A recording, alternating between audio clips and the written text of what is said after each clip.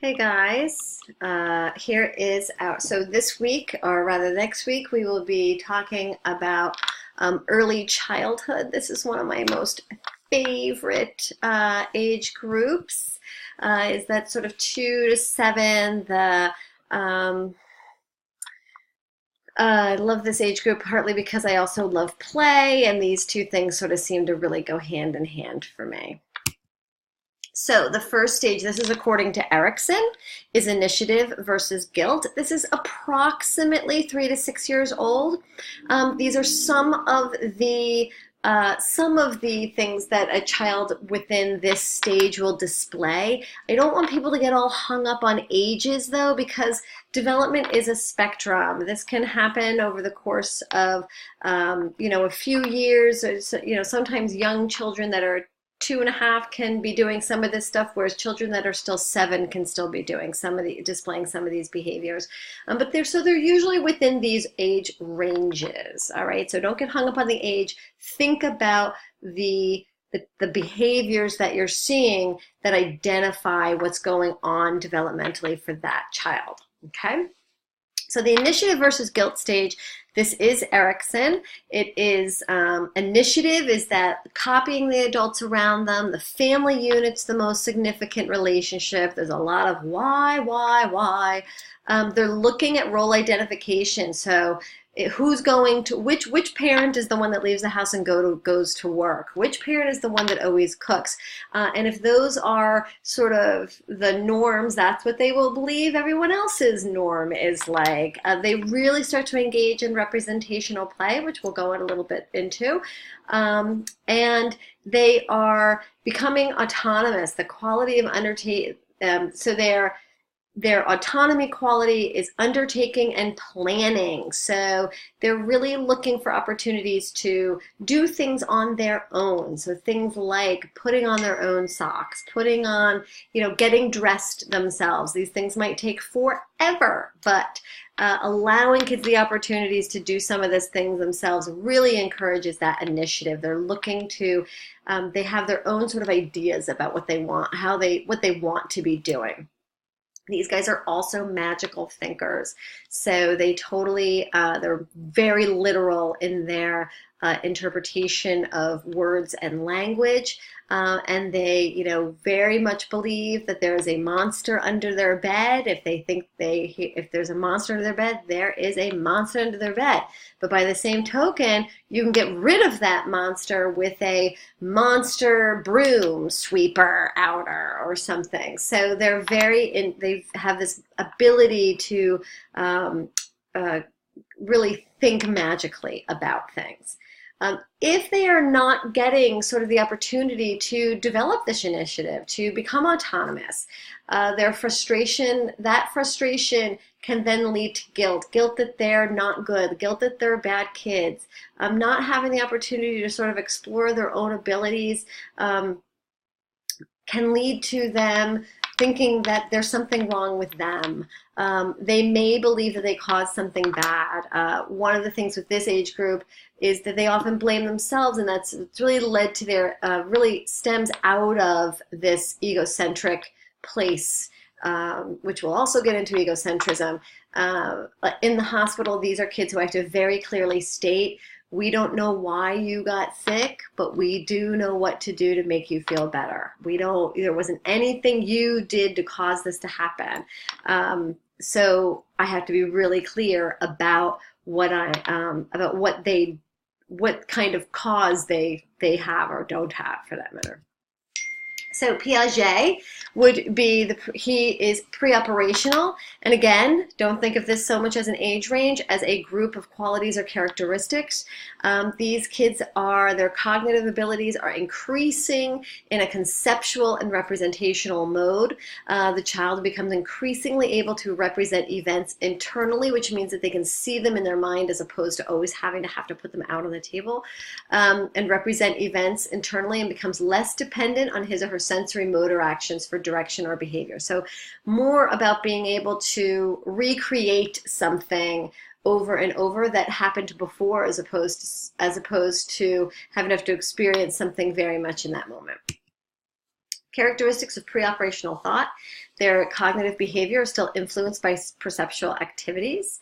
Actions are internalized via representational function, but thought is still tied to perception. So it's still tied to what they see in front of them, but they're able to represent that through their play. Okay, so characteristics are necessary obstacles to complete logical thought. Egocentrism. They cannot, kids that are that are pre-operational are egocentric. Egocentric means that they cannot take the point of view of someone else. That what is happening to them is exactly what happens to everyone else. That their home life is just like everyone else's home life. If I have a dog, everyone must have a dog. And everyone believes what he believes. So everyone believes what he thinks. Children never question their own thoughts because they are, as he thinks, the only thoughts, and thus those thoughts are correct. Even when evidence points to something different, they'll believe the evidence is wrong. So no matter how many times, sometimes it's something you have to keep going over and over and over again and keep sort of showing until they're able to sort of create that assimilation process. So every time we sort of challenge that schema of, there's the way I see this, and then there's the way what you're telling me, that disequilibrium in the middle, that child is going to sort of work against that for a little while until they sort of come to a place, oh, so that is really true. And then they'll believe that. It does slowly begin to wane, but is revived in different form when new cognitive structures are attained. And what that is talking about is the fact that adolescents actually will have will often experience egocentrism and have during their brain development years. Also, there's a lot of egocentrism, adolescent egocentrism. It's somewhat similar. It's a little bit different, but it's somewhat along the same lines. Transformation reasoning. So this is the child focuses exclusively on the elements in the sequence or the successive states rather than the transformation of the state of the object.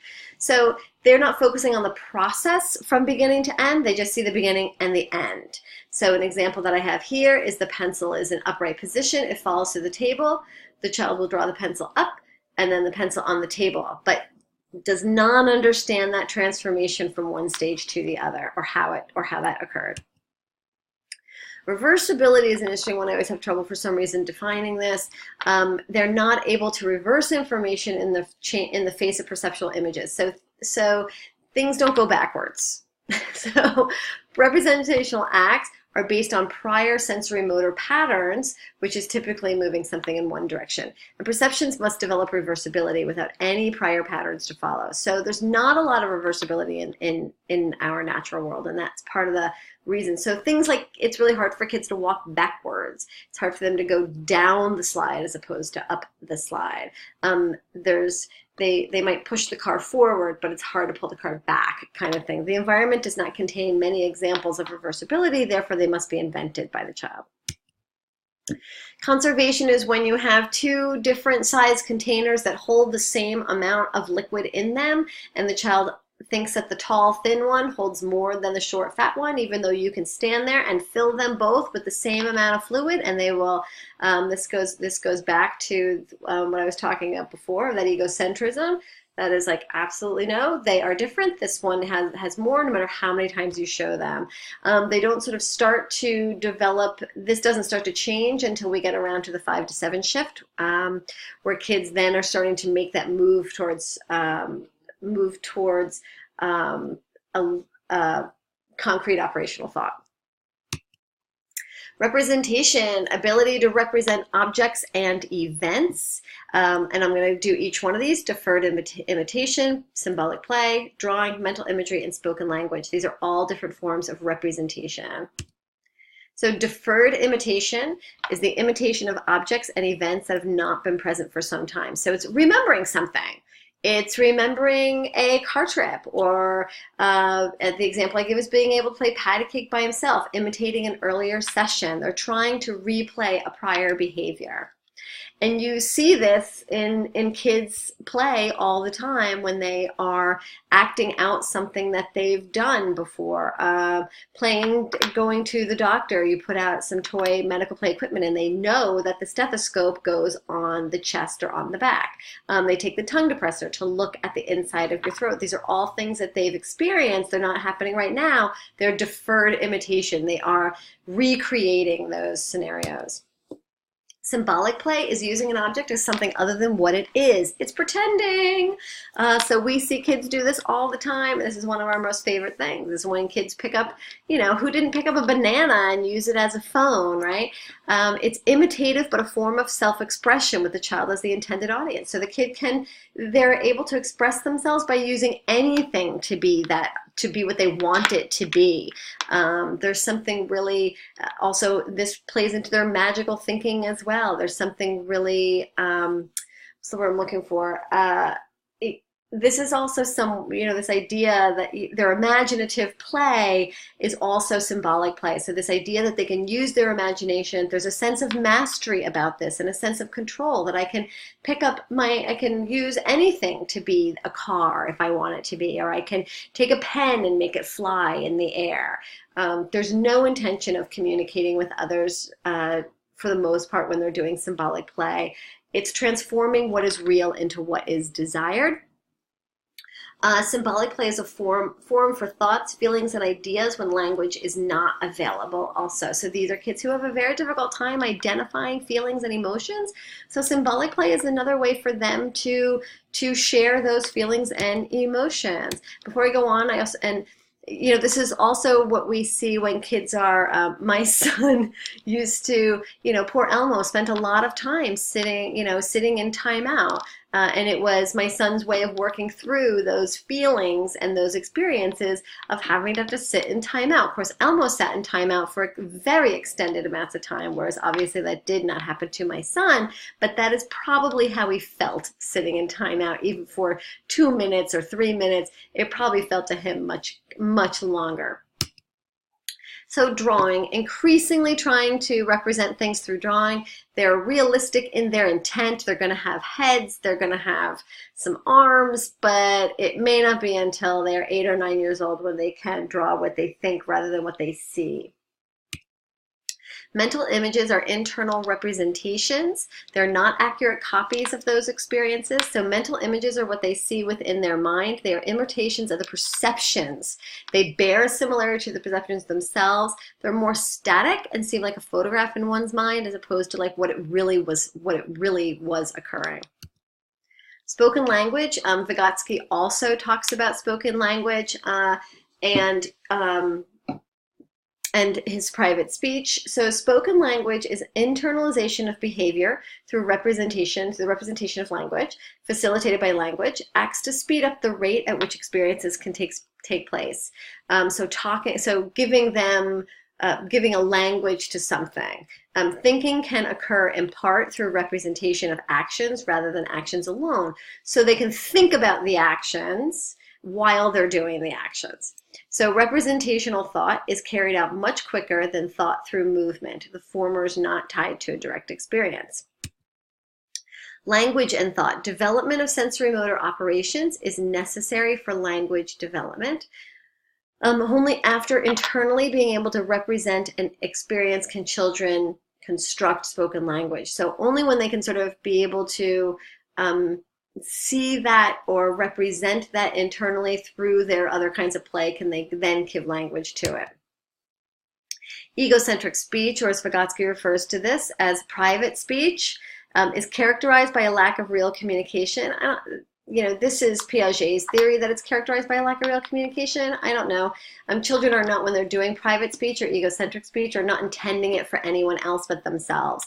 It's a narration of their activity. It's, oh, and here goes the car going down the road. Now I'm going to turn it around and I'm going to drive it back this way. Or, ooh, this plane is flying really high in the air and look at it go. It's making sound effects and noises and narrating the story. It's thinking about the actions out loud. It's having a conversation with himself.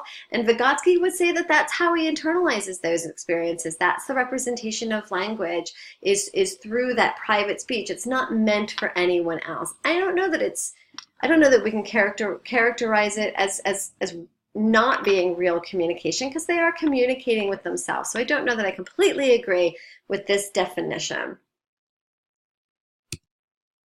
Socialized speech is when you are sharing it with somebody else. And we know that there are lots of times where kids will say what they need or what they want at a much younger age. But this is really an exchange of ideas, which happens much later, where kids, by age 6 or 7 seems really late to me also. But maybe this is when it is really formalized. This is when they're into concrete, more operational thought as opposed to pre-operational thought, gradual transition from egocentric speech to more socialized speech. This probably starts happening much earlier, and maybe by 6 or 7 it is where kids are really able to then have a conversation with you. Examples from the life of a pre-operational child. These are things that actually were said, stuff that was actually said to me. This was my son when he must have been, I don't know, 3 or 4. Are bees out in winter? And I said, no, it's too cold for the bees. He had a fear of bees. And he would say to me, not the yellow jackets, because they're wearing jackets. So that's a real literal, concrete understanding of the name of that specific type of bee, the yellow jacket. So he must be wearing a jacket. So he also has said to me, I don't want to go outside. I'm scared the bees will sting me. He was totally petrified of flying things when he was little. And I said, here, I'll spray you with bee repellent. And I just took my finger and went with the bee repellent and, sprayed him with that. And from that day on, we had to do that every single day before going outside. I had to spray him with my finger with bee repellent. And then it was, here, we couldn't find his sneakers. And I said, here, put your sandals on. He said, no, I want to wear my sneakers. I said, I can't find them, just wear these. No, I'm not allowed. Miss Brush, who was the gym teacher, says I can't wear them. I think she meant you can't wear them to gym, but it's okay for other days. He still looks really nervous and anxious about wearing the wrong shoes, and getting in trouble, which is a big thing for this age group also, because they want to please people. So he goes to school. We found his sneakers, and he went to school in his sneakers. So I hope that this gives you a little bit of an insight into the pre-operational child, or Erikson's stage of initiative versus guilt also, and really starting to understand the different kinds of play that you might be seeing in your classroom settings or in your home with your own children, and really starting to look at and examine that play and think about it from that perspective of what is this child really experiencing? What are they thinking about? What are they, what's going on in their head? Are they using private speech? Are they representing something? Are they doing symbolic play? And you'll have an opportunity to practice observing a video of children playing, and then being able to overlay that with the developmental lens of being able to look at and see, what are they doing? How am I interpreting this developmentally? I hope this was helpful, and I'll see you guys in class.